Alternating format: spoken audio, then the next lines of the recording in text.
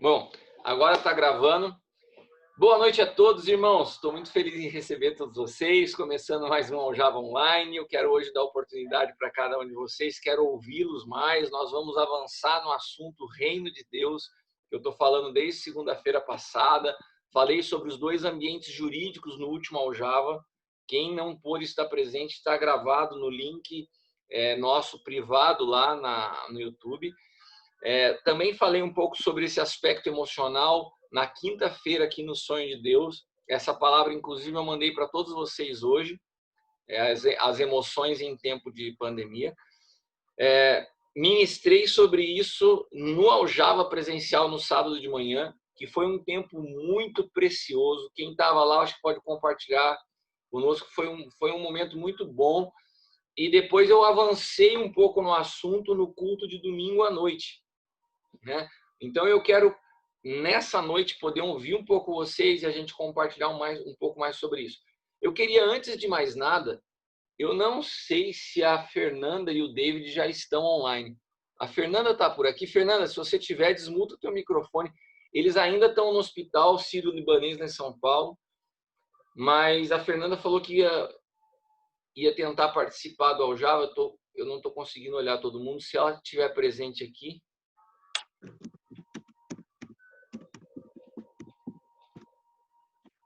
Eu acho que ela não está ainda. Bom, se a Fê entrar, a gente chama ela. Eu queria que ela contasse para vocês, mas a notícia é excelente. O David está reagindo muito bem e ele está saindo da semi-UTI, onde ele estava internado, e está indo para um quarto, né? Graças a Deus se recuperou, mas foi um susto, irmãos, né? Mas ele está bem. E também nós tivemos esse final de semana uma situação muito louca, que eu acredito que mostra para todos nós a fragilidade da nossa vida, né? A Denise, que está aqui online, estou vendo ela e o Lucas aqui.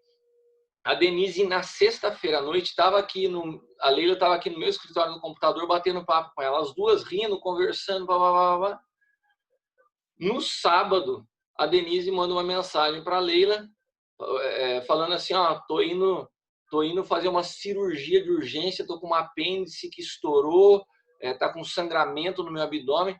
Eu falei para ela, como assim? Ontem ela estava brincando com você, do nada começou a sentir dor e de repente um estado seríssimo. Eles têm que sair de Araguari para ir para Uberlândia para chegar no hospital e para fazer uma cirurgia. Daí, nesse interim, nós estávamos no carro na cidade.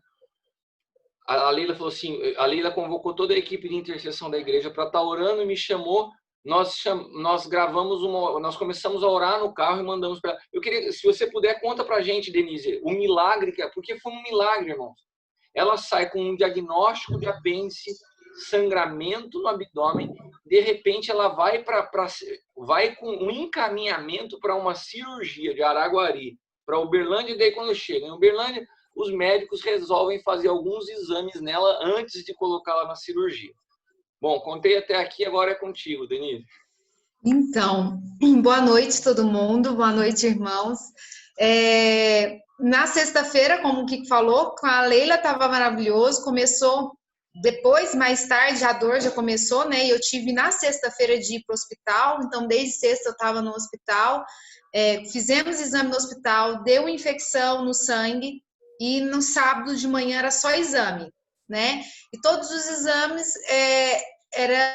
mostrava o apêndice, né, que tinha um aspecto diferente, e um médico que estava no plantão, ele não conseguia identificar e aonde vinha o sangue, né? Porque meu abdômen foi tomado pelo sangue. E ele falou que tinha de me abrir imediatamente. Eu falei, mas consigo ir até Uberlândia? Ele falou, consegue. Então eu peguei todos os exames e fui para Uberlândia. Nesse momento, eu liguei para a Leila, mandei mensagem para a Leila, Leila, tá acontecendo isso, né? E a Leila falou assim, Denise, calma, e a gente vai estar em oração, posso mandar para a equipe de intercessão? Falei, claro. E a gente começou a orar. Mas quando o Kiko mandou a mensagem no áudio, gente, porque eu estava aqui na minha casa arrumando a mala para já ir para Uberlândia para fazer a cirurgia, e eu já estava em prantos, morrendo de chorar, preocupada, e na mente da gente um turbilhão, né, que passa. E na sexta-feira eu e a Leila falamos tanto sobre a mente e veio exatamente um conflito. Quando o Kiko passou a mensagem, nossa, foi tão maravilhoso que na hora eu senti uma paz e eu comecei a rir chorando. Amém, eu recebo essa palavra. E organizei tudo e fui no meio do caminho, o Paiele também ligou, né? E o Paiele, na hora da oração, ele falou assim, olha, filha, você vai viver um tempo de milagre. Nós estamos vivendo um tempo de milagre. E eu declaro milagres sobre a sua vida. E eu falei, amém, pai, eu recebo. Quando eu cheguei em Uberlândia, eles me passaram na frente de todo, né, de tudo, tinha muita gente lá, e ele já falou assim, olha, antes da cirurgia, a gente já chamou o cirurgião, ele já está aqui no hospital, vai te acompanhar, só que a gente precisa fazer mais exames, mais detalhado. Por que esse sangramento no seu abdômen?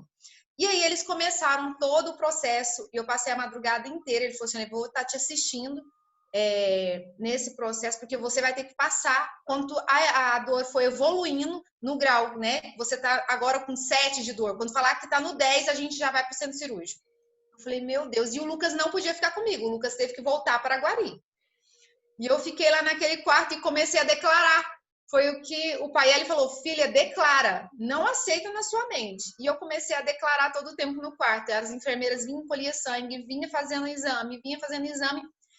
E a dor foi sumindo, foi desaparecendo. Quanto mais a gente declarava, quanto mais eu declarava, né? Meu esposo aqui intercedendo, todo mundo me mandando mensagem e a dor foi sumindo. Quando foi no outro dia, de manhã, e o cirurgião veio ou ir para o centro cirúrgico, que é o que todo mundo estava esperando, ele chegou no quarto e perguntou: e aí, dona Denise, o que a senhora tá? Eu falei assim: olha, aquela dor eu não estou sentindo mais. Se evoluiu, não evoluiu, ao contrário, zerou. Ele, sério? E ele começou a fazer novamente os exames, e até para me liberar, ele pediu mais exames de sangue, porque não tinha como explicar. Cadê o sangramento? Ele falou assim, olha, o que ele, né, poderia explicar que o seu organismo absorveu muito rápido. Não tem explicação, mas foi o que a gente acredita.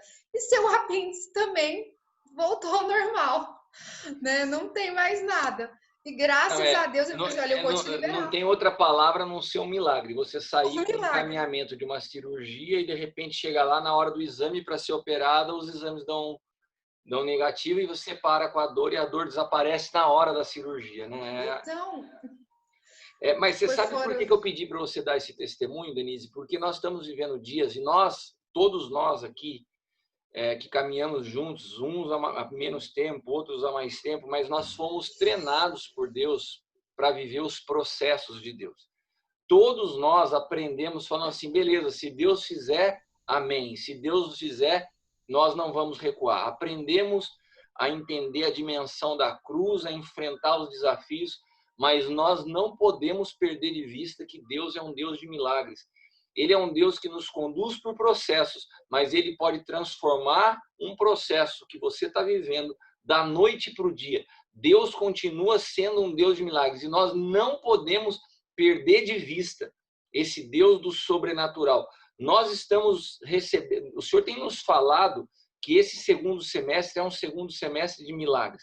Nós começamos os 150 dias de oração no dia 1º de agosto, e a notícia da Denise para a gente já é um marco disso. Começou o período de intercessão com esse tremendo milagre, né? E eu queria que vocês ouvissem isso, porque nós estamos sendo massacrados com tanta má notícia, E quando eu compartilho com vocês os motivos de oração, irmãos, às vezes até eu me privo de contar os detalhes, porque eu fico preocupado de não gerar em vocês um ambiente de medo. Esses dias eu estava falando com o Cris, eu até falei assim, Cris, eu não vou pôr os detalhes da enfermidade do irmão aqui, porque senão as pessoas vão ficar preocupadas. Mas eu quero que a gente esteja orando sem perder de vista essa grandeza de quem nós servimos. O Senhor está no controle de tudo, né? Mas eu preciso colocar para vocês para que a gente possa estar orando junto. Então, vamos seguir orando, sigam orando pelo David, vamos orar pelo pastor Fernando de Campos do Jordão, que ele já está há 30 dias e a imunidade dele está muito baixa, não consegue vencer o vírus. Ele tem pedido para que a gente esteja intercedendo por ele, né? O Ricardo compartilhando aqui que já passou por essa cirurgia, que de fato é bastante sério. Mas eu fiz isso só para que a gente pudesse iniciar essa noite falando de boas notícias. Esse milagre na vida da Denise, que a gente se alegrou demais, Denise, né? O milagre, a recuperação do David. Eu não sei se a gente vai conseguir. Eu queria que ele entrasse do hospital ao vivo aqui para dar um oi para a gente, porque isso nos alegra. Mas eu quero compartilhar com vocês uma palavra. Eu quero só aprofundar o assunto de sábado do Aljava de forma muito rápida, para que a gente possa conversar. O que eu quero tratar nessa noite? O aspecto do entendimento do papel da alma no novo pacto. É um assunto profundo, a gente pode se estender mais em outros dias. A ideia é que hoje eu só dê para vocês uma introdução a esse tema, né? Porque eu toquei sobre isso no culto de ontem à noite e acho importante entender. Primeiro ponto que eu gostaria de orientá-los. Irmãos, não tenham pressa para ministrar uma mensagem sem que antes ela se torne vida dentro de vocês. Porque esse assunto da alma, o Senhor tem me incomodado da importância de me aprofundar nisso, porque eu vi alguns filhos, alguns pastores, ministrando sobre isso de uma maneira equivocada e perigosa. Porque durante muito tempo vocês me ouviram falando, minha mensagem basicamente era morte do eu e cruz, morte do eu e cruz. E eu comecei a explicar o que era isso lá atrás, 4, 5 anos atrás, quando a gente foi fundamentando algumas coisas, o que era a vida anástrofes, o que era a vida suki, o que era a vida bios, o que era a vida zoe, e a importância de nós chegarmos à cruz, a importância da morte, de não caminharmos numa vida almática. E alguns pastores começaram a replicar essa mensagem, só que com um descuido, porque começavam a falar da importância que nós tínhamos de matar a alma. E quando você fala de matar a alma, você muda completamente o sentido daquilo que eu estou ensinando, porque a palavra de Deus em nenhum momento nos ensina que a alma tem que ser eliminada. Pelo contrário, em Tessalonicenses, o próprio apóstolo Paulo fala sobre a santificação, seríamos santificados em tudo, corpo, alma e espírito. Então, a alma é um ambiente que nós precisamos compreender com mais clareza para não ministrar de uma forma errada. Porque senão parece que você tem que sucumbir às suas emoções, né, e viver como um fantasma. Não. Então, para que nós possamos entender a alma, vamos entender a alma como ela é representada no Antigo Pacto. Lembrando que o Antigo Pacto são sombras e figuras. O Antigo Pacto é o jardim de infância das Escrituras. Então, Deus desenha, né, para que a gente possa entender com clareza um assunto que no futuro seria invisível espiritual. O desenho, para que a gente possa... Quando você não entende algo no Novo Pacto, você volta para o desenho lá, que fica mais claro. É isso que Deus fez, né? E no Antigo Pacto, todas as guerras, todos os reis, todas as conquistas estavam relacionadas à terra. Amém? Eram conquistas de território. Eu vou trazer um exemplo mais clássico para encurtar a história, como eu falei. Hoje eu quero dar só um pontapé inicial, depois a gente pode avançar sobre isso. Mas se você pega, por exemplo, a figura do rei Davi. Davi, ele era uma tipologia de um Cristo. Davi tipificava Cristo. E quando, na maioria das batalhas onde Davi chegava num território, por exemplo, dos filisteus, a instrução que ele recebia do Senhor era: mata tudo, elimina tudo. Eu não quero saber de criança, não quero saber de gado, não quero saber de homem, de mulher. Arrebenta com tudo. E por quê? Porque toda vez que Davi chegava numa terra para ser conquistada, já tinha alguém ocupando aquele lugar. E quando ele chegava em um lugar que já estava sendo ocupado, mas o reino de Israel chegava até aquele lugar, eles tinham que eliminar o que estava lá para que pudesse ser estabelecido o reino de Deus, ou o reino de Israel, naquela terra que já estava ocupada. Então, se elimina o que está na terra para que se implante esse reino. Imagina, então, Davi como uma tipologia de Cristo. A terra conquistada simboliza a alma.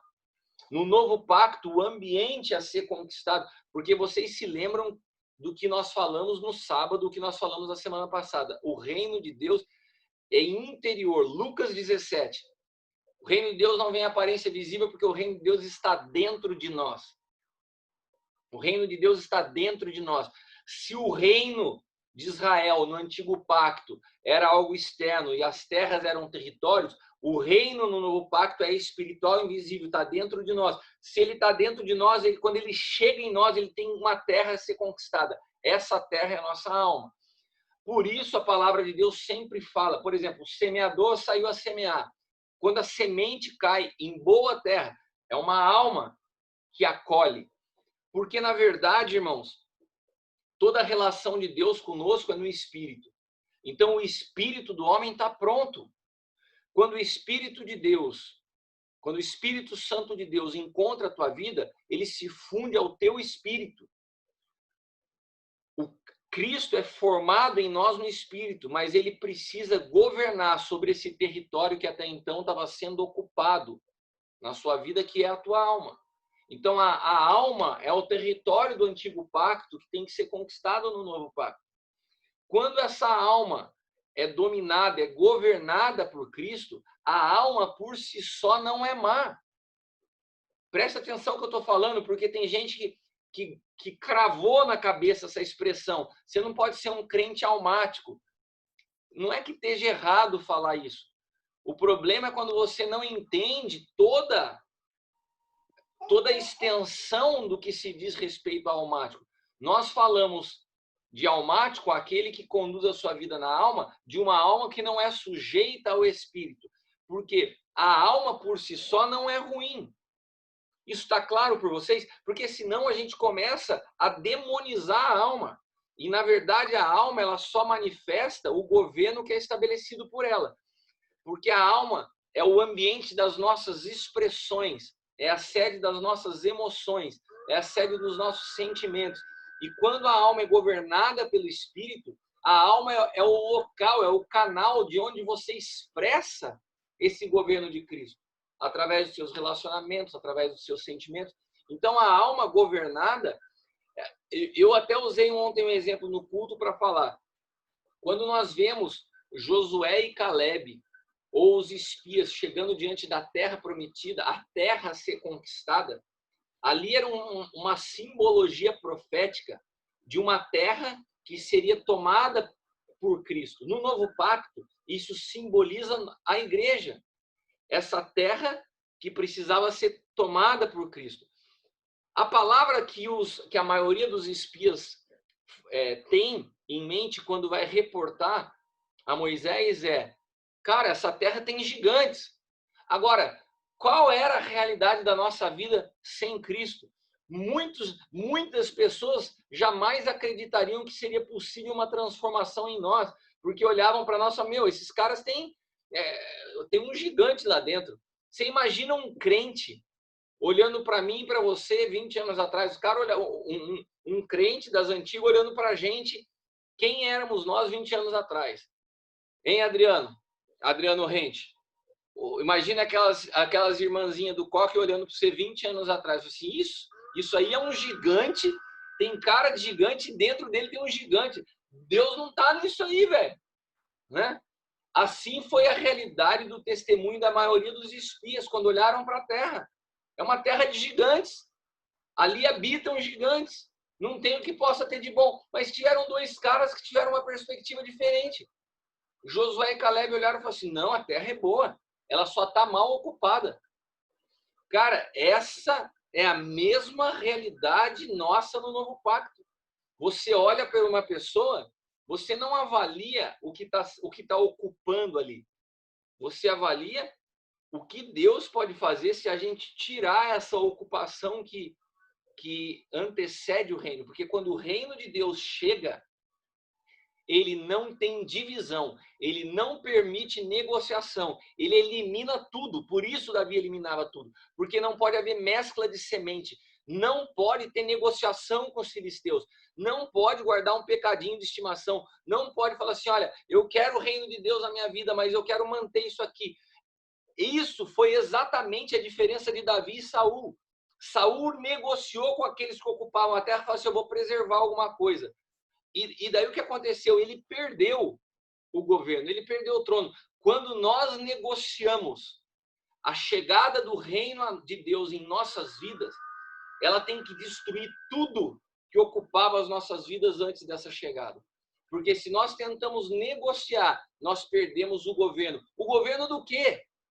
Quando a gente fala de governo, a mentalidade das pessoas já vai para a política. Não, nós perdemos o governo da nossa própria alma.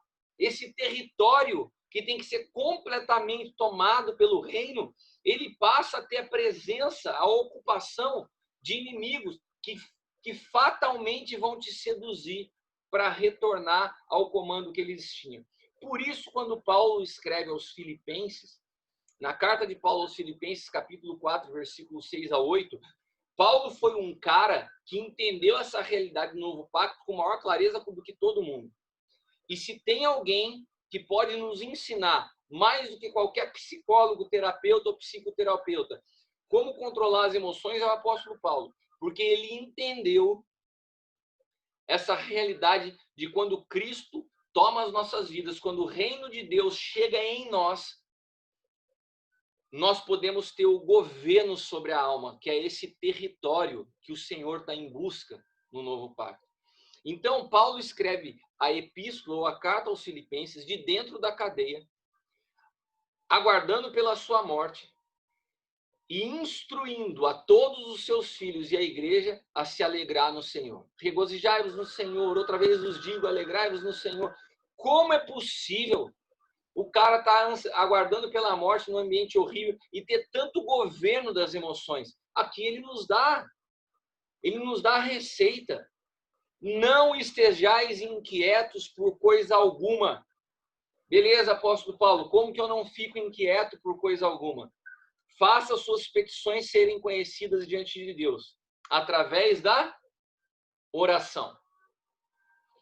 A verdade é que nós negligenciamos a oração. Ou muitos de nós, quando oramos, saímos depois da oração com a mesma aflição e ansiedade que nós tínhamos antes da oração. Ou seja, são orações que nós mesmos não acreditamos. Porque se de fato a gente acreditasse no poder da oração, a gente saía, como Paulo fala aqui, através da oração e ação de graças. O que é ação de graças? Bom, eu estou inquieto diante de alguma situação, conforme diz o apóstolo Paulo. Eu levo essa situação que eu não tenho como resolver diante de Deus. Senhor, eu quero apresentar diante do Senhor, eu sei que o Senhor me ouve, através do Cristo que habita em mim, essa situação está diante do Senhor. E sabe de uma coisa? A certeza que eu tenho que o Senhor está no controle, que o Senhor assumiu agora o governo dessa situação que eu não posso resolver, está nas tuas mãos, eu quero já te agradecer, porque não poderia estar em melhores mãos. Eu sei que o Senhor vai dar um jeito nisso, da maneira que for melhor, e agora, obrigado, Senhor, porque agora eu posso descansar. A consequência disso, a paz de Deus, que excede o entendimento, guardará o quê? Os vossos corações e os vossos pensamentos. Então, Paulo está falando aqui, se você ora confiando e coloca diante do Senhor e confia e crê que Ele vai guardar, essa realidade vai guardar os teus pensamentos e as tuas emoções. E daí Paulo dá mais uma instrução. Então, irmãos, a partir de agora, toma cuidado com a sua fonte de informações. Olha, tudo que é verdadeiro, tudo que é honesto, tudo que é justo, tudo que é puro, tudo que é amável, tudo que é de boa fama, se há alguma virtude e algum louvor, nisso pensai. O que Paulo está falando? Governe os teus pensamentos. Monitore os teus pensamentos. Perceba quando os teus pensamentos começaram a ceder à realidade. Foi o que a Denise estava falando. Pô, você chega com um diagnóstico desse, quem não vai se assustar? Mas daí aquele pensamento vai tomando até o momento que você decide e fala, opa, eu acabei de receber uma palavra do meu pai espiritual que está falando que eu vou ser curado e tem um diagnóstico do médico que eu tenho que ser operado. Eu que decido o que eu quero crer. Eu que decido de qual fonte eu quero me alimentar. É disso que Paulo está falando aqui. Sabe, irmãos, às vezes eu percebo, e eu quero falar, não é uma crítica, com o maior amor do mundo que eu tenho por vocês. Vocês não sabem a alegria que eu tenho de servi-los. O prazer que eu tenho de saber que Deus me confiou os filhos dele sobre uma sobre uma tutela temporal. Ou seja, eu olho para cada um de vocês, ministros do Evangelho, pastores, gente incrível do reino, que o Senhor ama, que o Senhor tem propósito, e fala assim: Senhor, o Senhor confiou teus filhos para que eu cuide temporariamente, que honra. Eu me sinto tão honrado em servir vocês. Mas eu quero falar uma coisa para vocês com o amor e com a honra que eu tenho por vocês. Eu percebo que muitas vezes quando alguns de vocês me ligam e me contam um problema e falam assim: eu vou estar orando. É como se eu falasse assim: ah, vai ficar tudo bem. É como se soasse para alguns como uma expressão. Parece que a oração perdeu no nosso meio o efeito e o poder que ela tem. A oração de um pai para um filho, ela é a palavra mais forte que qualquer ser humano pode ter de autoridade sobre a sua vida. Qualquer sentença, qualquer palavra, qualquer acusação que uma criança recebe, quando ela tem a afirmação do pai, é destruído qualquer mentira das trevas. E assim segue sendo na nossa relação como paternidade espiritual. Deus nos conectou. Houve uma sujeição em amor. Há um princípio de autoridade. Há um poder na oração. Então, eu quero que nós possamos reforçar o entendimento dessa oração daqueles que estão em Cristo, para que esse território que é a nossa alma não possa haver negociação com o inimigo que antigamente ocupava esse lugar. Qual é a fonte dos teus pensamentos? Se eu trago uma palavra sobre a sua vida, você tem que decidir. Você quer continuar com a informação natural que você tem ou você quer crer por fé numa palavra que foi liberada? Nós precisamos entender isso. Nós precisamos entender essa realidade da alma.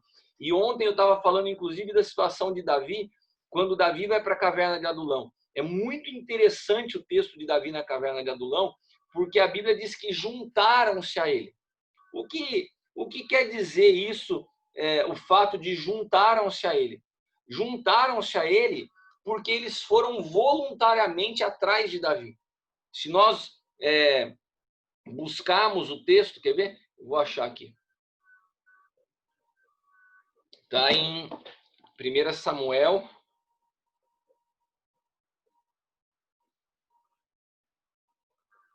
Samuel 22, versículos 1 e 2. Então Davi se retirou dali e escapou para a caverna de Adulão. Ouviram-no seus irmãos e toda a casa de seu pai, e desceram ali para ter com ele. Aqui diz exatamente uma analogia a essa família da fé. Sabe? É o que nós vivemos hoje. Esse texto diz respeito a nós. E a Bíblia fala assim: então Davi vai para aquela caverna, ajuntou-se a ele todo homem que se achava em aperto, todo homem endividado, todo homem de espírito desgostoso, e ele se fez capitão deles. Eram com ele uns 400 homens. Irmãos, muitos de nós brincamos com esse texto. Ah, eu sou da galerinha de Davi, né? Estou endividado, estou em aperto, blá, blá, blá. Isso aqui é uma simbologia. Mais uma vez, Davi tipifica Cristo. Essa caverna simboliza a cruz. Davi vai à cruz. E a Bíblia fala que alguns vão com ele até esse lugar. Aqueles que voluntariamente vão à cruz com Cristo são transformados de suas debilidades no maior exército que existe sobre a face da terra, chamado Reino de Deus. Aqueles homens que entraram na caverna com Davi, eles entraram marcados por essas características, mas saíram dali como o maior exército da história de Israel. Ou seja, existe uma característica de um povo que se transforma porque aprende essa realidade desse governo. São as pessoas que têm a disposição de ir voluntariamente à cruz. Né? E daí cai um pouco no que a gente falou semana passada dos dois ambientes jurídicos. Né? Eu falava sobre isso ontem.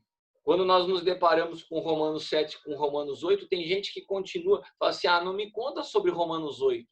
Deixa eu continuar acreditando que eu posso viver numa vida de oscilação. Porque, na verdade, eu me acomodei a essa realidade, é confortável para mim. Não, irmãos, o reino de Deus não é confortável para ninguém, ele vai custar tudo. E nós não podemos caminhar numa dualidade de vida. Não há como você negociar. A natureza de Cristo, ela não é compatível com nenhuma outra natureza habitando dentro de você. Essa história que te foi alimentada, pô, tá toda hora lutando dentro de mim, tem um cachorro branco, um cachorro preto, qual eu alimentar mais? Isso não existe.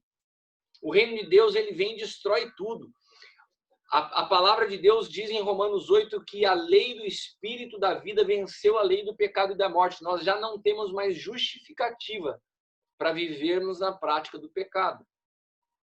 E nós precisamos entender, eu quero mais uma vez repetir, que a alma, o ambiente onde residem as nossas emoções, não é ruim por si só. A alma, quando não tem o governo do Espírito, ela é controlada pelos nossos instintos. Então, por que a alma se torna algo, a expressão almática ou carnal e natural vem de alguém que é conduzido pela alma? Por quê? Porque a alma, sem o governo do Espírito, ela reage ao que você vê, ao que você toca, ao que você sente. Mas quando nós passamos pela cruz, é o filtro que nos arranca de uma realidade instintiva para uma vida espiritual. E todos os textos do Novo Pacto falam, nós já não vivemos mais na carne, o pecado já não tem mais domínio sobre nós. Eu não sei de onde isso entrou na igreja e continua alimentando a vida de muitos homens que justificam a prática da pornografia, da prostituição, da imoralidade e de tantas coisas. Falam assim, não, eu tenho 20 anos de crente, mas eu ainda sigo lutando contra o pecado. Você está lutando com algo que Cristo já venceu. E a própria palavra diz, fala assim, aquilo que era impossível na carne, Cristo, através da carne, pôde vencer o pecado. Romanos capítulo 8.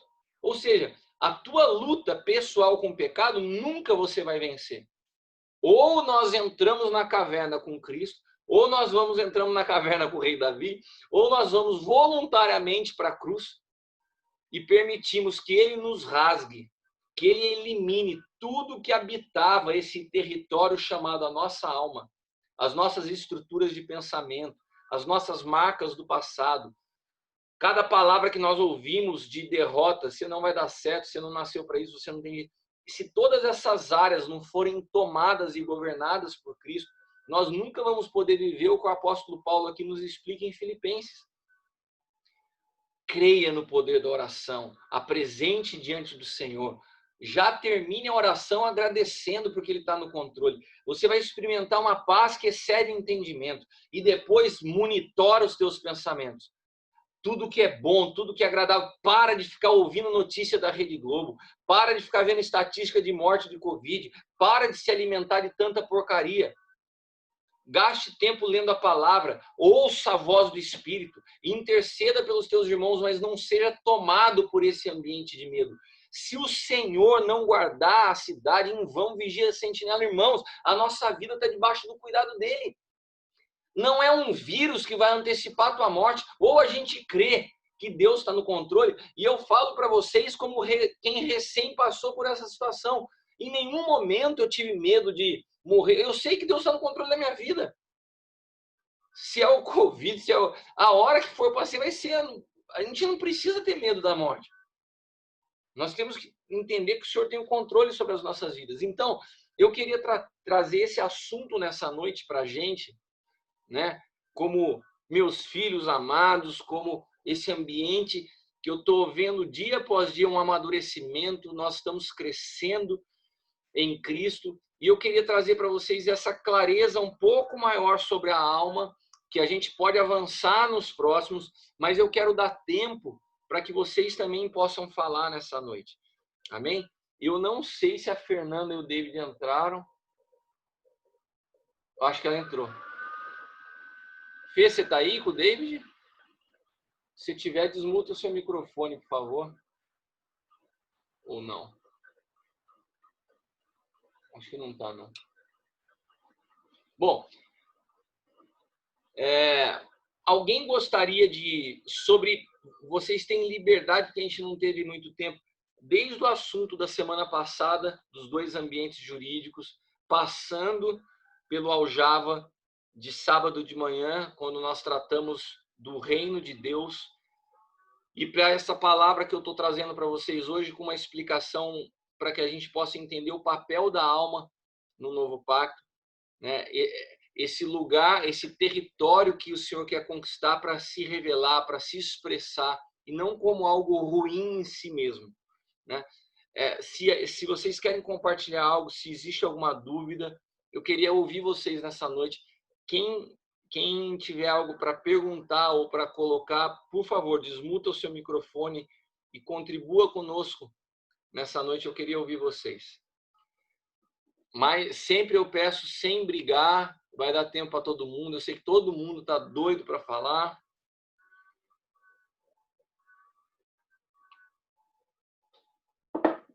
Vamos lá? Vocês estão mais tímidos? Boa noite. Boa noite, apóstolo Cristiano. Paz do Senhor. Posso falar ou já vai começar de novo? Não, eu sempre te dou liberdade para falar. Quem corta os filhos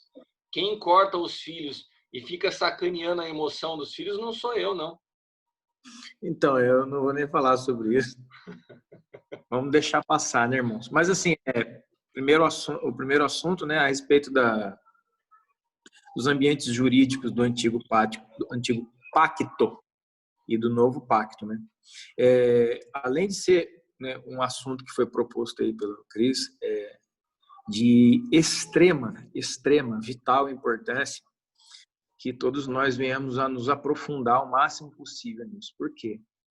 Porque quando você entende, né, a diferença e principalmente o término da vigência do antigo pacto, muita coisa é alterada, é transformada, é mudada, como está lá na carta aos Hebreus, né?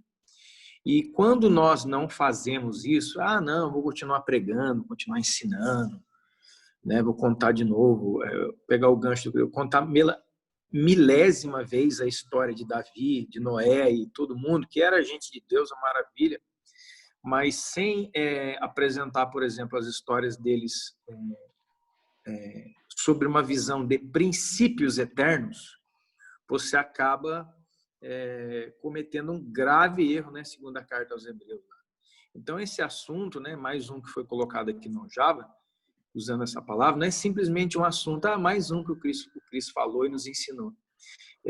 Tudo que é tocado aqui, tudo que é colocado na Java, eu falo por mim, não é para que nós venhamos simplesmente a entender mais um assunto que o Cris está trazendo, mas a direção é que a nossa vida, entendimento e prática sejam radicalmente transformados segundo a vigência do novo pacto. Porque senão, segundo a carta aos Hebreus, nós estamos incorrendo em grave erro, né?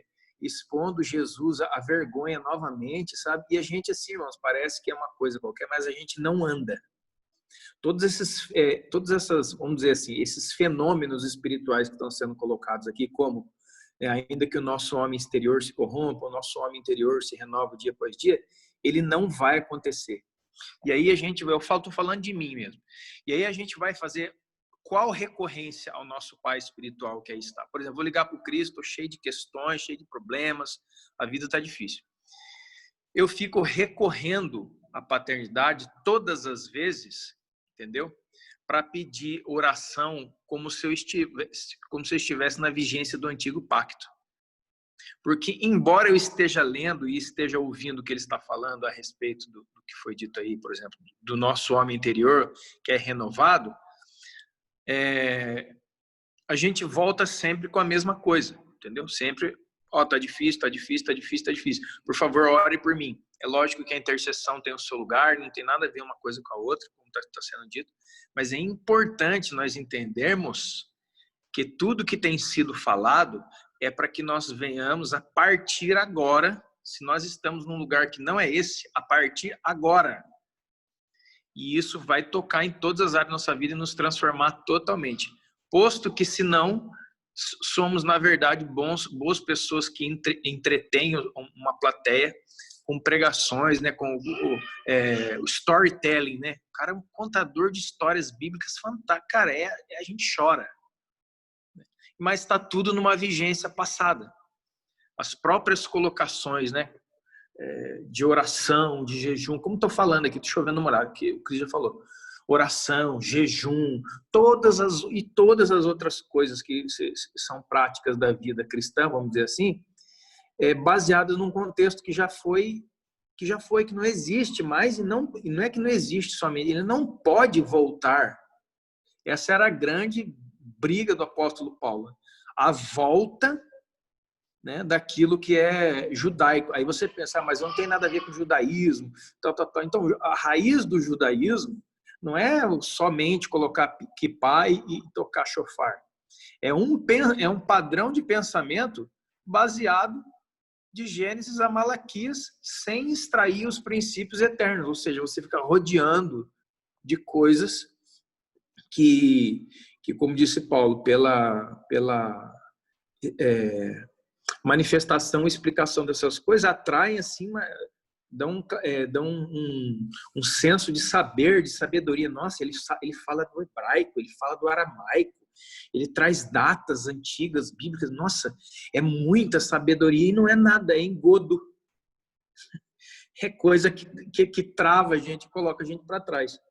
Então, eu queria deixar essa palavra, que é justamente o que eu procuro fazer todos os dias. Não somente ouvir o versículo, mas entender que a partir do momento que eu ouvi, eu preciso, é inquestionável e inegociável que eu viva dentro da vigência correta com os seus princípios. Muito obrigado pela oportunidade, em nome de Jesus.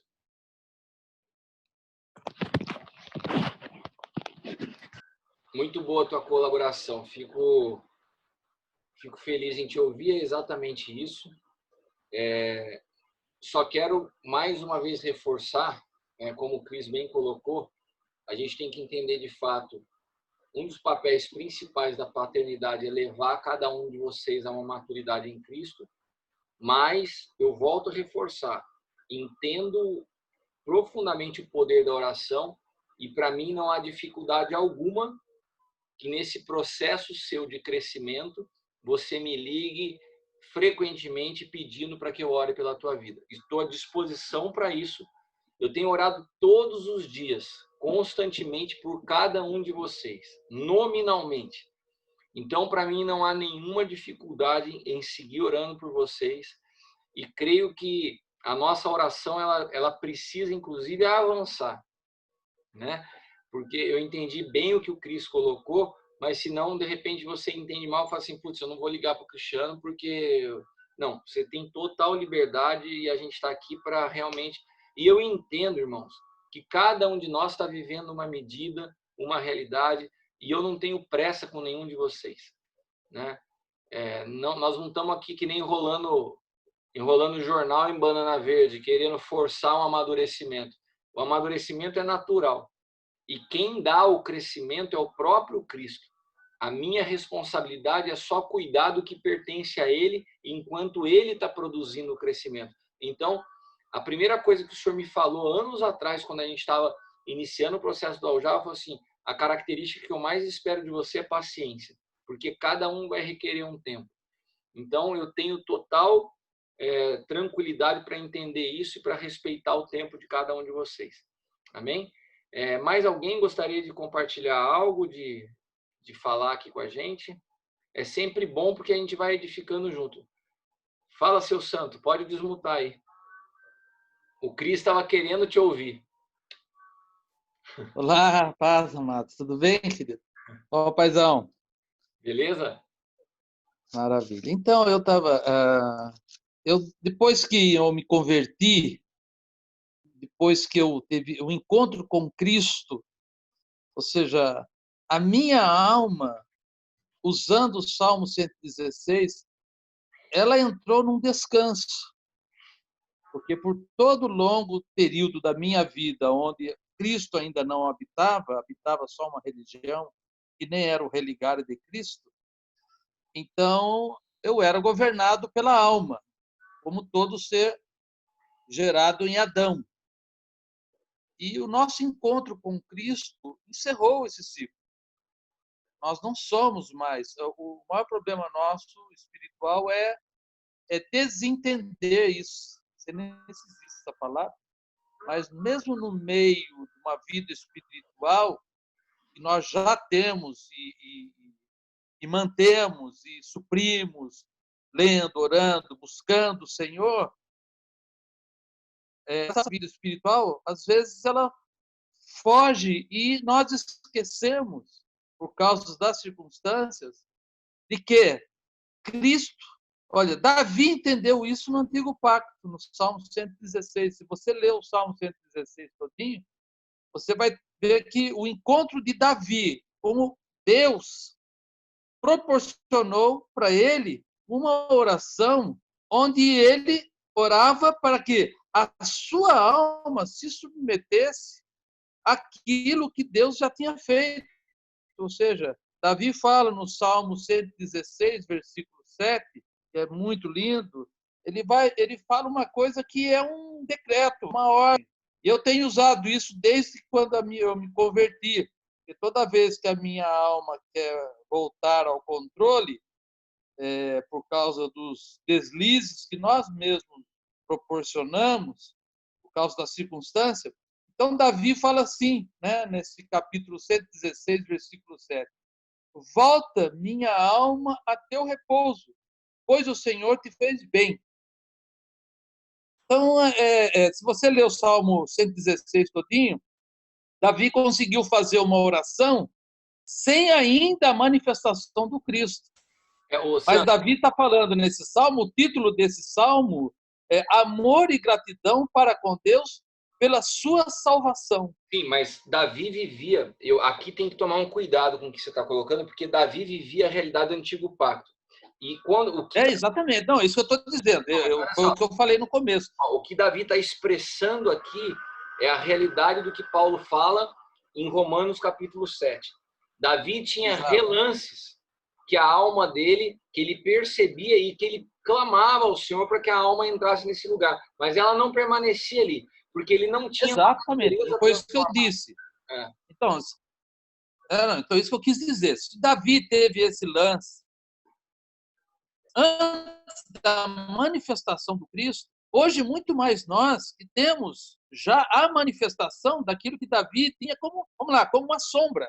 Isso. Ele entendeu isso em Deus, mas o Cristo ainda não havia se manifestado. Então, hoje nós temos isso selado já naquilo que você ministrou, na morte e na ressurreição de Cristo, na cruz. Ou seja, nós já temos isso, já é algo consumado, nós já temos isso. E ainda assim, às vezes, nós ficamos pensando como Davi. Agora, você sabe que tem algo que eu aprendi recente, que é nesse texto de Filipenses, quando Paulo fala da onde está o nosso pensamento. A Leila estava lendo sobre neurociência, estava estudando sobre isso, e ela começou a me contar algumas coisas, e eu comecei a trazer isso para a realidade do Novo Pacto, e eu entendi o seguinte: muitos de nós, preste atenção, eu vou te dar uma dica, muitos de nós nunca aprendeu a pensar no que está pensando. Nós não fomos ensinados nisso. Então, o que acontece? O teu pensamento é algo que começa a surgir naturalmente. Você acorda, você vai fazendo as coisas, daí, de repente, sua cabeça já está nos problemas que você vai ter que resolver à tarde. Nós não fomos ensinados a monitorar pensamento. Você já percebeu? Quer ver? Eu vou te falar uma coisa. Você já percebeu um dia que você começa feliz, você está de boa, tranquilão e tal. De repente, você não sabe explicar, mas você azedou. Você não sabe aonde, o que aconteceu, de repente a sua mulher vem falar com você, você já está meio azedo, você já não está legal, e daí a tua esposa vira para você e te pergunta, meu, o que aconteceu? Aconteceu alguma coisa? Alguém te ligou? Algum problema? Não sei. Não sei, mas... Cara, eu não sei você, mas isso era uma realidade que eu experimentei muito na minha vida. Você não sabe de onde você ficou chateado, o que te entristeceu. Por quê? Porque nós desaprendemos a controlar os pensamentos. Quando eu entendi isso, irmãos, é impressionante. Bom, eu começo meu dia, estou orando e tal, de repente eu recebo um e-mail. um problema do trabalho, uma situação, mas como eu estou atento ao que eu penso, imediatamente eu consigo identificar. Falei, cara, eu estava tão de boa, né? Foi só chegar essa informação, começou a gerar em mim uma preocupação, começou a gerar em mim um sentimento, e eu consigo, identificando esse pensamento, submeter esse pensamento ao Senhor. Falar, Senhor, eu não vou ficar preocupado com isso, o Senhor tem o controle sobre essa situação. E com isso, eu comecei a aprender o que de fato é esse governo das nossas emoções, que é o que o apóstolo Paulo fala aos Filipenses. Olha, pensa no que você está pensando. Coloca os teus pensamentos nas coisas do alto. Tira o foco dos problemas. E se você for ver, a Bíblia está toda conectada com essas instruções. Cabe a cada dia o seu próprio mal. O que é isso? Para de sofrer por antecipação. O dia de amanhã você vai resolver amanhã. Você já está sofrendo amanhã, né? Nossa, porque o mês que vem vai ter um julgamento de uma ação. Calma, um mês pela frente. Irmãos, quem fala para vocês é alguém que teve que ir ligado no 220, extremamente ansioso. Eu tive que aprender esse processo de governar meus pensamentos e, consequentemente, as minhas emoções. Então, esse texto que eu li para vocês de Filipenses se tornou uma verdade na minha vida. Eu aprendi a apresentar diante do Senhor e experimentar dessa paz que guarda o meu pensamento, que guarda o meu coração. Então, queria falar isso para vocês. E o Gustavo me fez uma pergunta no privado aqui, mas eu queria responder para ele em público. Ele estava falando a respeito da dificuldade de conseguir discernir quando você lê o Antigo Pacto e não faz, vai pregar, vai fazer um estudo, como você não fazer mescla das realidades do Antigo Pacto com as realidades do Novo Pacto. Gustavo, isso é uma coisa que eu costumo dizer o seguinte, Jeremias profetizou sobre os dias que nós viveríamos. Jeremias, como profeta, ele viu o Novo Pacto. E ele fala algo que a gente tem que sempre trazer à memória. Esse período, vocês não necessitarão ensinar uns aos outros. A lei vai estar impressa no teu espírito, né? Então, o que eu percebo é o seguinte, que a gente só não pode ter pressa. É como se fosse uma porta que vai se abrindo gradativamente e a visão vai ficando mais clara. Então, no início, quando você está vivendo esse processo de transição, de entendimento, fale a partir daquilo que você se sente seguro.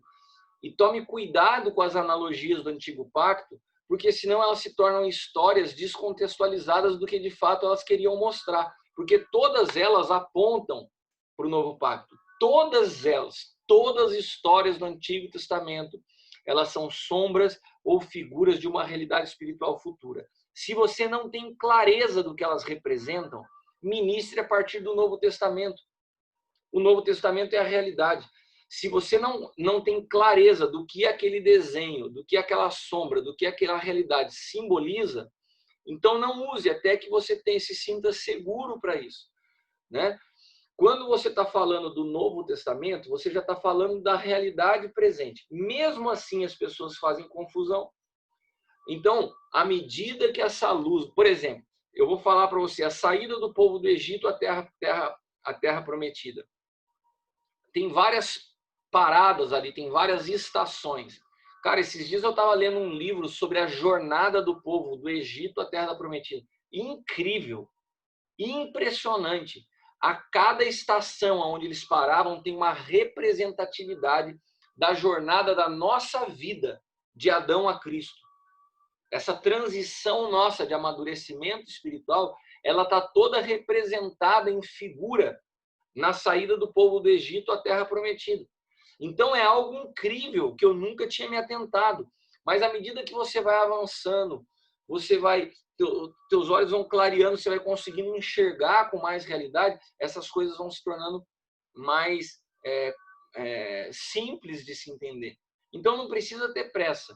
Vai indo aonde você se sente seguro, que eu acho que isso é o mais importante. Como eu falei para vocês no início, eu vi muito erro e muito equívoco em mensagens até de filhos. Quando tentavam falar da morte do eu sem clareza de compreensão, Os caras estavam assassinando a alma. A alma, que é o território que Deus quer conquistar, para alguns pastores, Deus tinha que matar a alma. A alma era o problema. E não é a alma que é o problema. É o governo da carne, dos instintos sobre a alma, que é o grande problema. Então, enquanto nós não temos clareza, vamos indo na medida que Deus vai nos dando. E isso é um processo natural. Eu acho que isso dá mais tranquilidade para a gente não estar errando, entendeu? E qualquer dúvida também, o que eu puder ajudar, nós estamos à disposição. Certo, Gustavo? Alguém mais gostaria de participar aí, trocar, fazer alguma pergunta, ou tirar alguma dúvida, ou compartilhar algo?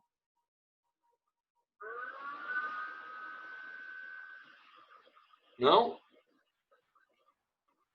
Fala, Tiagão. Tá me ouvindo? Estou te ouvindo bem.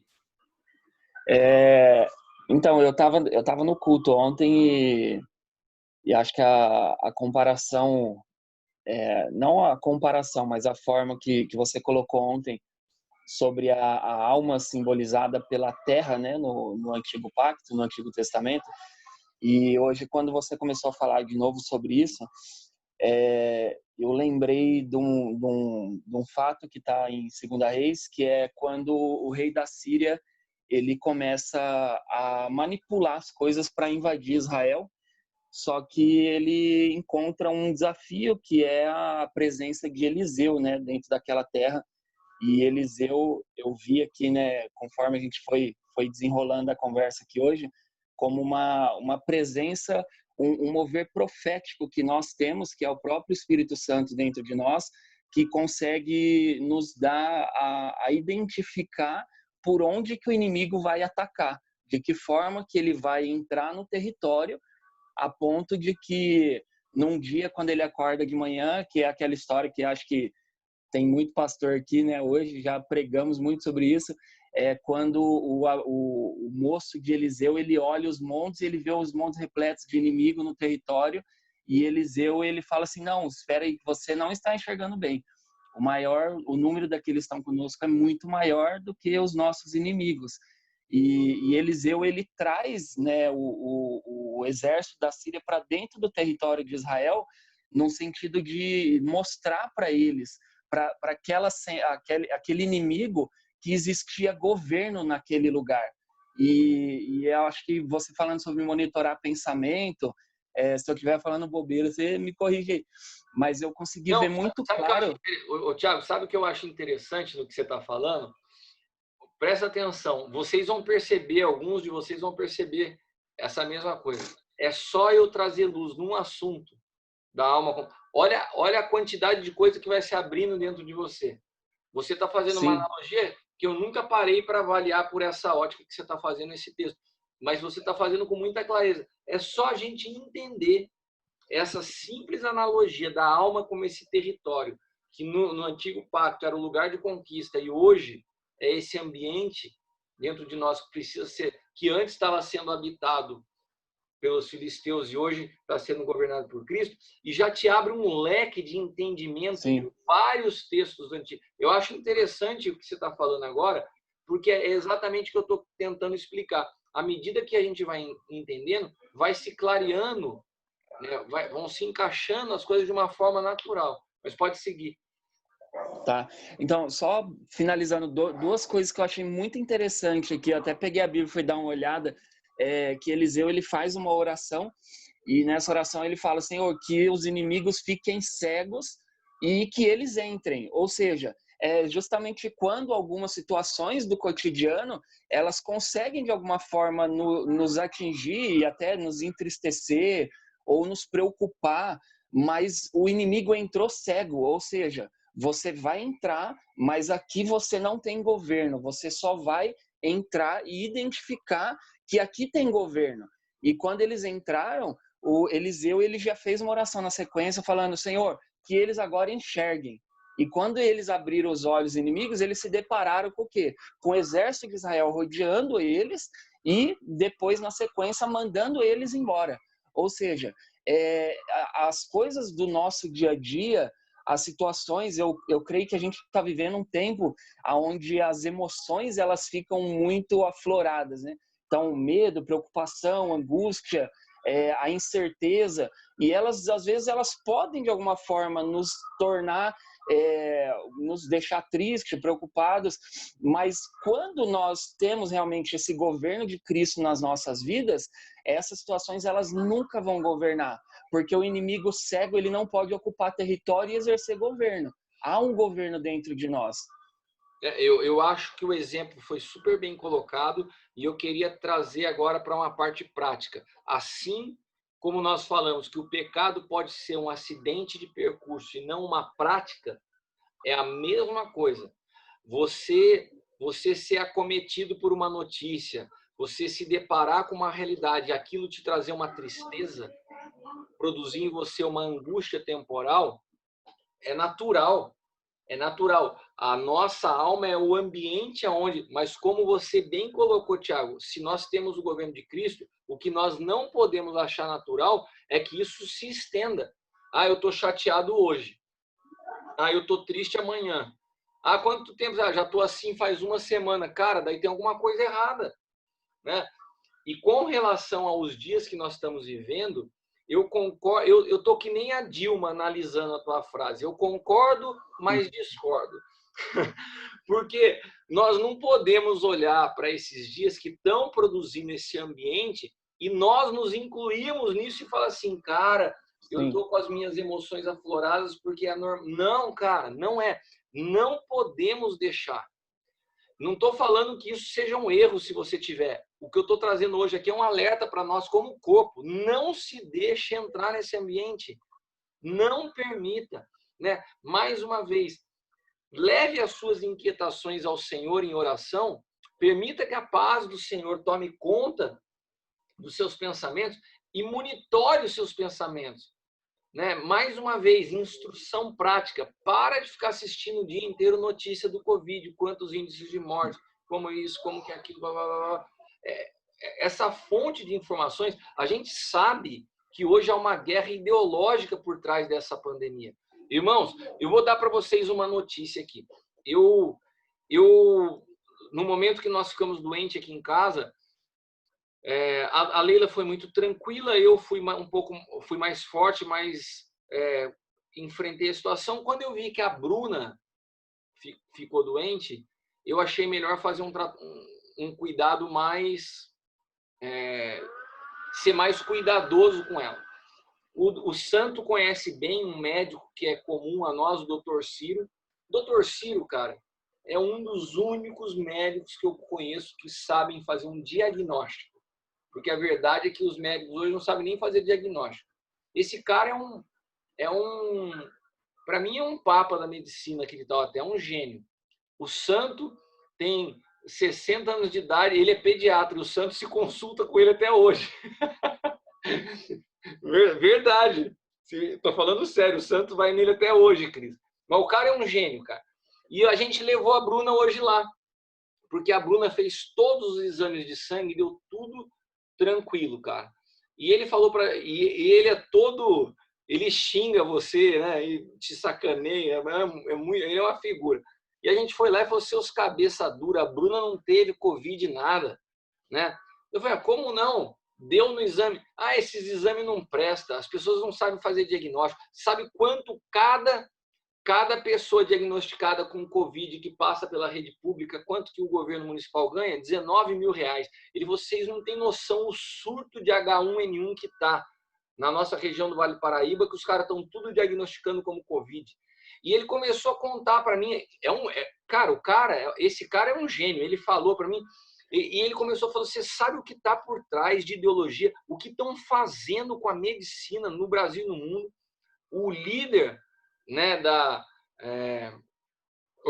OMS, da Organização Mundial de Saúde, tudo corrompido, um sistema maligno. E por trás disso tudo vem essa rede de informações, todas desencontradas, que vão deixando a gente... Então, irmãos, ao invés de você ficar pensando nisso, nesse terror, se você... Sabe o que ele falou para mim? Eu vou falar para vocês, vocês administrem isso como vocês quiserem. Ele falou para mim assim, cara, esse assunto da máscara é uma piada para a medicina. Qualquer médico qualificado sabe que a máscara, ela produz um efeito muito mais nocivo do que benéfico. Ela não protege, só que faz o seguinte, imagina só, o seu sistema respiratório, você inspira oxigênio e você expira gás carbônico. Quando você começa a inspirar o gás carbônico que você acabou de expelir, você deixa o seu sistema imune muito mais favorável à entrada de vírus. Ou seja, você passar um dia respirando na máscara te faz muito mais suscetível ao vírus do que você tá sem a máscara, né? Então, ele começou a falar umas coisas para mim que eu falei assim, cara, ontem eu desci do púlpito, quem estava no culto ontem lá, tava uma presença tão gostosa de Deus, o culto fluindo. E daí, cara, eu trouxe uma palavra e tinha um irmão sentado na minha frente e o Senhor me impulsionou a ir orar por ele. E eu desci do púlpito, taquei a mão na cabeça dele, comecei a orar, o irmão caiu, eu já taquei água na cabeça dele, aquela coisa. Quando acabou o culto que eu desci do púlpito, eu estava pilhado, feliz. Eu vi que aquilo que o Senhor queria que fosse falado. Nossa, eu tomei uma dura da Leila. Como que você desce do púlpito sem máscara e vai orar pelo cara? Eu falei, como que eu vou parar aquele momento e falar assim, por favor, eu quero interceder pelo irmão. Alguém me traga uma máscara? Não dá, né? E daí, quando o doutor Ciro, hoje na consulta da Bruna, me fala assim, cara, essa máscara... Eu falei, viu, Leila, ainda tomei uma dura por causa da sua desinformação.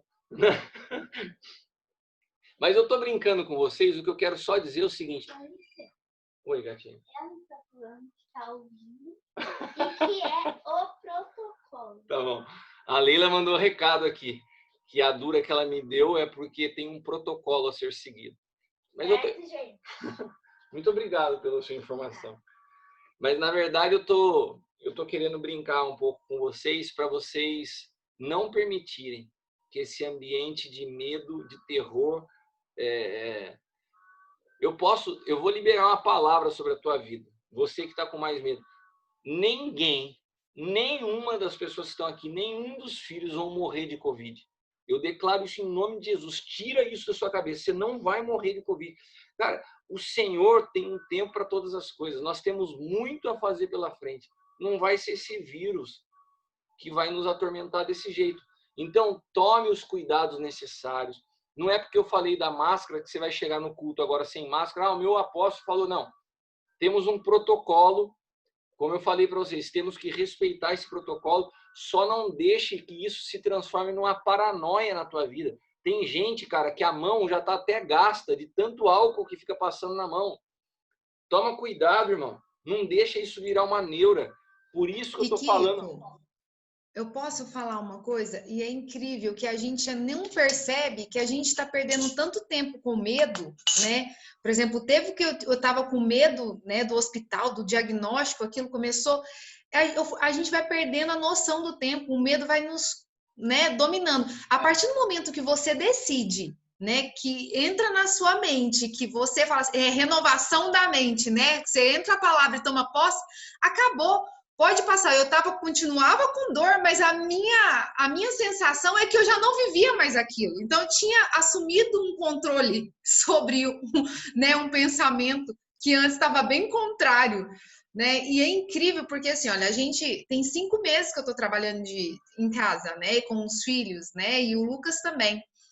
E eu até falei para a Leila, tem hora que eu fico assim, gente, será que eu estou sendo muito egoísta? Porque está acontecendo tanta coisa no mundo, tanta coisa ruim, mas tem sido um tempo tão inspirador, tão bom da parte de Deus, que a gente está em família, e a gente começou a fazer coisas, a fazer projetos e planos e colocar em ação, quer dizer, nós estamos ganhando tempo nesse tempo, do que ficar parado preocupado com o Covid, ou preocupado com tanta coisa que está acontecendo. Então a gente está deixando de controlar o tempo, em vez de ganhar o tempo, acelerar o tempo, que eu acredito que é um tempo de acelerar o tempo, né, do que Deus tem para a nossa vida. Então, a gente colocar um posicionamento, gente, se Deus tem um projeto, se a gente tem um projeto, a gente tem que estar preparado para aquilo que Deus nos deu. E o que a gente está fazendo? Tem parado o projeto, tem parado faculdade, tem parado estudo, tem parado tanta coisa. Eu acredito que a palavra do Tiago, ela foi muito feliz para que a gente entenda o seguinte: não tem como nós não sermos atingidos por essa atmosfera de má notícia. Então, o que a gente precisa entender é o seguinte: no meio de tudo isso, você ficou preocupado, você ficou angustiado, você chegou a parar algumas coisas, beleza. Agora, permanecer nesse estado que é um erro. Nós temos que romper com isso, porque nós não somos, a nossa alma não está sujeita mais a essa realidade. Então, dentro de nós, nós temos que entregar essas situações diante do Senhor e falar assim: eu vou retomar minha vida. Como a Denise falou, tiveram pessoas que paralisaram, inclusive, seus sonhos nesse período, seus projetos, assim, né? E eu entendo que possa ter sido um pensamento temporal. O que ele não pode é se transformar em algo mais perene e definitivo. Então, a ideia de trazer para vocês essa palavra nessa noite é não só dar a cada um de vocês uma consciência mais clara do papel da alma no novo pacto, mas também para que a gente aprenda que se nós temos o governo sobre ela e nós temos a mente de Cristo, aprendamos a controlar os nossos pensamentos, né? Aonde nós estamos conectando a nossa mente, qual a nossa fonte de informações, da onde a gente se alimenta, o que nós temos recebido, porque isso é fundamental, né? Você já percebeu que tem pessoas que você conversa, você sai da conversa, parece que você correu uma maratona. Fala, cara, tem gente que te cansa, velho. A pessoa é tão... né, na linguagem mais mística, né? A pessoa é tão para baixo, é tão negativa, é uma linguagem, é tanto temor, é tanto medo. A gente tem que manifestar a vida. Nós precisamos manifestar a vida de Cristo. Então, irmãos, que essa palavra possa trazer luz nesse sentido. A alma está debaixo do governo da mente de Cristo. Nós temos a mente de Cristo. Os nossos pensamentos estejam nas coisas do alto, e que nós possamos controlar. E quando a gente perceber qualquer seta, qualquer pensamento que possa nos entristecer, administra ele. Senhor, eu coloco isso diante do Senhor. Não vou, eu decido não ficar meditando nesse assunto, porque eu quero tomar aquilo que é a tua realidade para a minha vida e não permitir que a circunstância interfira em mim. Então, isso, irmãos, eu acredito que esse nosso aljava de hoje, ele é muito importante porque ele é prático. É uma compreensão prática do novo pacto para que você possa ter uma inteligência emocional. E uma das coisas que eu queria concluir agora, para que a gente possa estar orando, que eu fiquei mais impactado, porque o Dr. Ciro é um médico ateu, né? Ele não tem a fé que nós temos. Eu acredito que ele crê em Deus, não posso dizer ateu, mas ele não compreende as realidades que nós compreendemos. Mas ele me falou uma coisa hoje, é um cara que viaja o mundo todo, está super antenado, é um senhor já muito inteligente. Ele falou assim: Cristiano, eu sei que você é um homem de fé, falou assim para mim, e eu queria te falar uma coisa. Sabe o que foi detectado nesses dias, nos 5 meses aí de pandemia? Que existe um fator que nós chamamos de fator espiritual. A medicina deu o nome fator espiritual. O que para eles é o fator espiritual? Que a interferência, eles falam espiritual, mas eles estão falando o seguinte: a interferência do pensamento das pessoas na intensidade e de como a doença se manifesta. Porque quando a doença chega diante de uma pessoa que já está vulnerável, com medo, temor, angústia e tal, a intensidade do vírus é muito maior. Agora, quando chega alguém que está imune na sua mente, isso já é comprovado, a intensidade é muito menor. Ou seja, você percebe como tem uma estratégia das trevas aqui? Produz um ambiente de medo na Terra toda. E ele estava até me falando algo, a letalidade do vírus Covid-19 é menor que o SARS, por exemplo. A letalidade... A gente nunca parou o mundo por causa de um vírus como está parando por esse. E tiveram outros vírus mais letais e com contágio rápido como esse. O que está acontecendo é o seguinte, é que esse aqui veio com uma onda de medo junto. E quando o medo vem, ele baixa a tua imunidade, que é o que eles chamam de fator espiritual.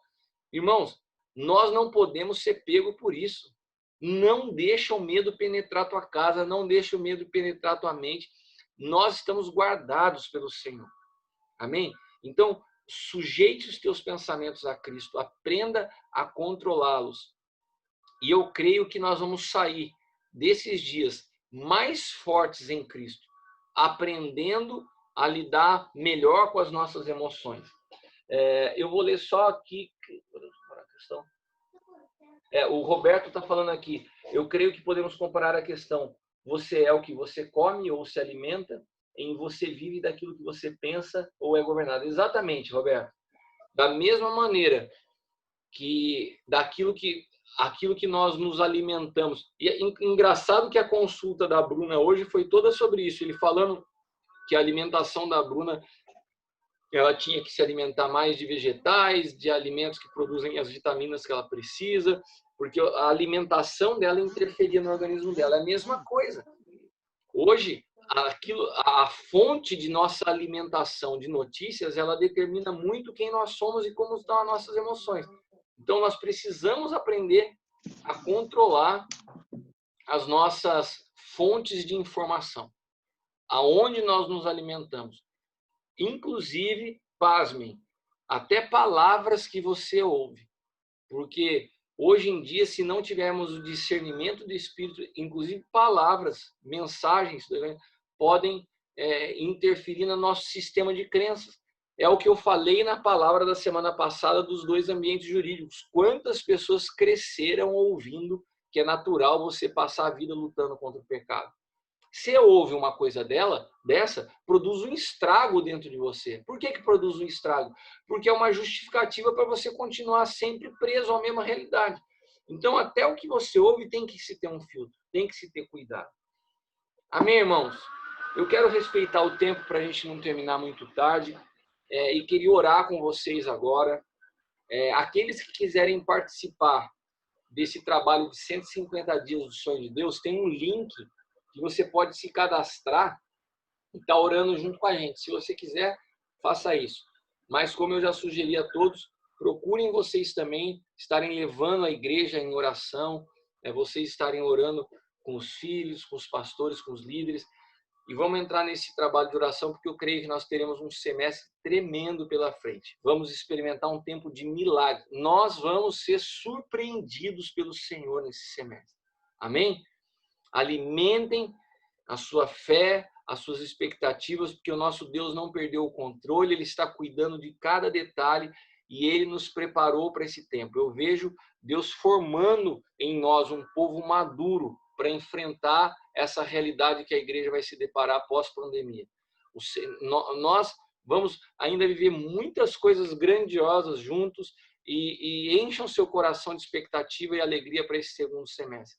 Veremos muitos milagres da parte de Deus. O da Denise foi só a primícia disso. Amém? Podemos orar? Quero orar com vocês então. Se você não estiver no seu carro, se você não estiver na rua, pode fechar os teus olhos. Se não, você, por favor, mantenha os seus olhos abertos. Senhor, nós te agradecemos por essa noite. Eu quero te agradecer pela comunhão. Quero te agradecer pela oportunidade de nós trazermos clareza, trazermos luz em assuntos que são tão importantes nos dias que nós estamos vivendo. E eu quero profetizar vida sobre cada um dos nossos irmãos que estão aqui nos acompanhando agora. Eu declaro vida, eu declaro o fluir de Deus de dentro para fora, na sua mente, nas suas emoções, na sua alma, para que nós possamos ser santificados, corpo, espírito e alma, e a plenitude de quem nós somos possa manifestar a realidade de quem tu és. A plenitude de quem nós somos manifeste a realidade de quem tu és. E aonde quer que nós venhamos a chegar, que nós possamos impactar os ambientes com a verdade, com a alegria, com o Espírito, que são as realidades do reino de Deus. Justiça, gozo e paz. Toma cada um dos meus irmãos, toma as suas famílias. Pai amado, eu quero abençoar as suas fontes de recursos. Pai amado, que haja uma ruptura, que eles possam experimentar um milagre financeiro, que as portas se abram, que novos caminhos de riqueza sejam gerados e que esse semestre seja um semestre sendo surpreendidos pela tua graça e pelo teu favor. Senhor, eu te agradeço por essa noite e que essa noite possa ter trazido em nós clareza para que possamos aprender que as nossas emoções estão sujeitas ao Senhor. Que a tua paz, que excede o entendimento, guarde os nossos pensamentos, os nossos corações. E eu profetizo uma semana de vitória, de boas notícias sobre a tua vida. Em nome de Jesus. Amém. Amém, meus queridos irmãos. Boa noite a todos. Deus os abençoe. Nos mantemos em contato pelos canais aí, pelo do Instagram, da Aljava, pelo WhatsApp, e vamos nos falando. Beleza? Boa noite a todos. Deus abençoe. Amém. Grande beijo. Falou, seu santo. Tchau. Tchau, meu irmão. Paz. Paz.